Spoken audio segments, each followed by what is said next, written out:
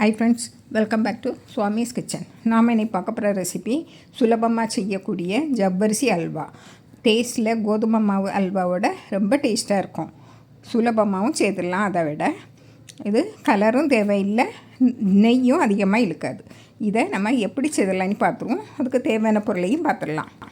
நான் இந்த கப்புக்கு ஒரு கப்பு ஜவ்வரிசி எடுத்திருக்கேன், நைலான் ஜவ்வரிசி.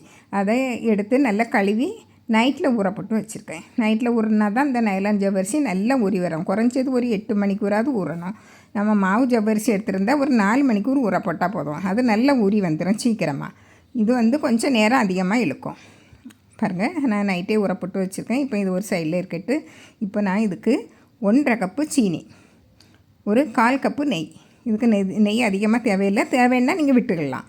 இதுக்கு தேவையான முந்திரி பருப்பு, ஏலக்காய் பொடி. பாருங்கள், இது நான் ஊறப்பட்ட ஜவ்வரிசி. இதை தண்ணியை வடிகட்டி நம்ம மிக்ஸி ஜாரில் மாற்றிடலாம். பாருங்கள், மாற்றி வச்சு இதில் ஒரு 1/2 கப்பு தண்ணி விட்டு நல்லா நைஸாக அரைச்சி எடுத்துகிட்டு வந்துடுங்க. எவ்வளவு நைஸாக அரைக்க முடியுமோ அவ்வளவு நைஸாக அரைச்சிடுங்க. மாவு ஜவ்வரிசினா நல்லா சீக்கிரமாக அரைப்பட்டுரும். இப்போ இதில் 1/2 கப்பு சீனி எடுத்து வச்சுருந்தோம் இல்லையா, அந்த 1/2 கப்பு சீனியை வெறும் கடாயில் போட்டு அப்படி கிளறி விட்டுக்கிட்டே இருங்க. நல்லா அடிக்கணமான பாத்திரத்தில் போட்டிங்களன்னா நல்லா தீஞ்சு போகாமல் வரும். பாருங்கள், இப்படி நல்லா இலகி வந்துக்கிட்டே இருக்கும். அப்படியே இலகி வரட்டு. பாருங்கள், கொஞ்சமாக கிளறி விடுங்க. எல்லாத்துலேயும் சூடு ஏறி அப்படியே இலகி வரும். பாருங்கள், இலகி வந்துட்டு நல்ல தேன் பதத்தில் வரணும். பாருங்கள், கிளறி விட்டுக்கிட்டே இருங்க. பாருங்கள், நல்ல தேன் பதம் வந்துட்டு இதோட கொஞ்சம் இன்னும் வரணும். பாருங்கள், இப்படி கிளறி விட்டுக்கிட்டே இருங்க. பாருங்கள், இப்போ கொஞ்சம் டார்க் நேரத்தில் வந்துட்டு இப்போ ஒரு 1/2 கப்பு சூடு தண்ணி, நல்லா கொதிக்க தண்ணி அதில் விடுங்க. கொஞ்சம் கொஞ்சமாக விடணும். அப்படியே ஒரே நேரத்தில் விட்டீங்கன்னா மேலே தெரிச்சிடும். அதனால் கொஞ்சம் கொஞ்சமாக விடுங்க. விட்டு நல்லா கலந்து விடுங்க. 1/2 கப்பு இப்போ தண்ணி போதும். ஏன்னா அந்த கேரமல் கெட்டியாகாமல் இருக்கிறதுக்கு தான் நம்ம வெந்நி விடுவோம். பச்சை தண்ணி விட்டால் கெட்டியாகும், பிறகு கரையிறதுக்கு ரொம்ப நேரம் ஆகும். இப்போ மீதி இருக்க 2 கப்பு தண்ணியும் விட்டுடலாம். மொத்தம் 3 கப்பு தண்ணி. இதுக்கு நம்ம ஊற வச்சது போக 3 கப்பு தண்ணி. 1/2 கப்பு தண்ணி நம்ம அரைக்கிச்சுமையும் அரைச்சோம். மீதி 2.5 கப்பு தண்ணி இப்போ விட்டுருக்கோம்.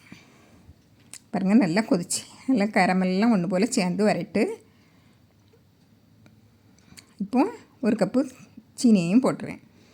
மொத்தம் 1.5 கப்பு சீனி. உங்களுக்கு அதிகமாக இனிப்பு வேணும்னா கூட 1/2 கப்பு போடலாம். அதுதான் நல்லா இனிப்பாக இருக்கும். இது மீடியமாக இருக்கும். இப்போ நல்லா கரையிட்டு நல்லா கரைஞ்ச பிறகு நீங்கள் அடுப்பை குறைச்சிக்கிட்டு நம்ம அரைச்சி வச்ச ஜவ்வரிசி விழுதை போட்டுடலாம். போட்டு கிளறி விட்டுக்கிட்டே இருங்க. கெட்டி படாது, கட்டி கட்டியாக விழாது. இது பாருங்கள், அடுப்பை குறைச்சி வச்சுக்கிட்டு தான் நம்ம கிளறிக்கிட்டு இருக்கோம். எல்லாம் ஒன்று போல் சேர்ந்து வந்துடும். நல்லா கிளறி விட்டுக்கிட்டே இருங்க.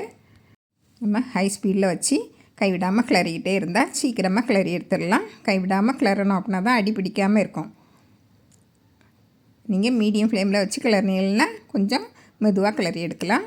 கோதுமை மாவு அல்வா கிண்டுறது போல் இதுக்கு டைம் எடுக்காது, அதே போல் கஷ்டமாட்டும் இருக்காது. இப்போ 1 டேபிள் ஸ்பூன் நெய்யை போட்டு கிளறி விடுங்க. கொஞ்சம் நல்லா இறுக்கிட்டுலே மாவு, அதனால் கொஞ்சம் போட்டு கிளறி விடுங்க.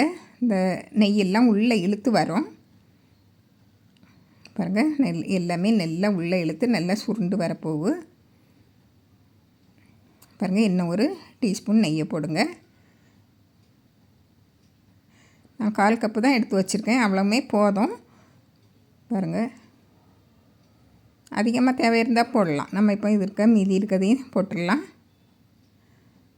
அதிகமாக போட்டாக்கி நெய் சொட்ட சொட்ட நல்லா டேஸ்ட்டாக இருக்கும். நான் இவ்வளோ போதும்னிட்டு 1/4 கப்பு தான், 1/2 கப்பு வரை போடலாம் நெய். பாருங்கள், நல்லா கிளறி விட்டுக்கிட்டே இருங்க. இந்த நெய்யெல்லாம் வெளியே வரும், நம்ம விட்ட நெய்யெல்லாம் வெளியே வரும். இந்த கடாயிலையும் ஒட்டாமல் வரும். இது நான் இரும்பு கடாய் தான், அதனால் கொஞ்சமாக ஒட்டும். அதனால் இப்படி நம்ம சுற்றி சுற்றி வரும். பாருங்கள்,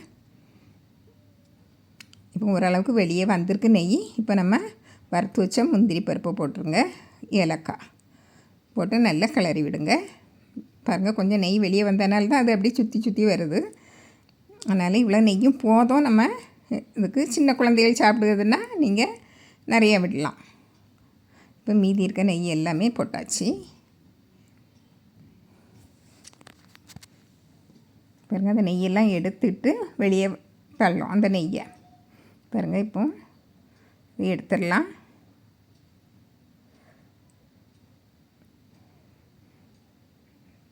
பாருங்கள், சுற்றி சுற்றி வரதை பாருங்கள்.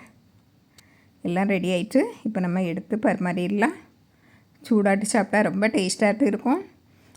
ஆற வச்சு நம்ம துண்டு துண்டாட்டும் வெட்டி எடுக்கலாம். ரொம்ப டேஸ்ட்டாகட்டும் இருக்கும். பாருங்கள், கலர் எப்படி இருக்குன்னு பாருங்கள். நம்ம எந்த கலர் பொடியும் சேர்க்கல.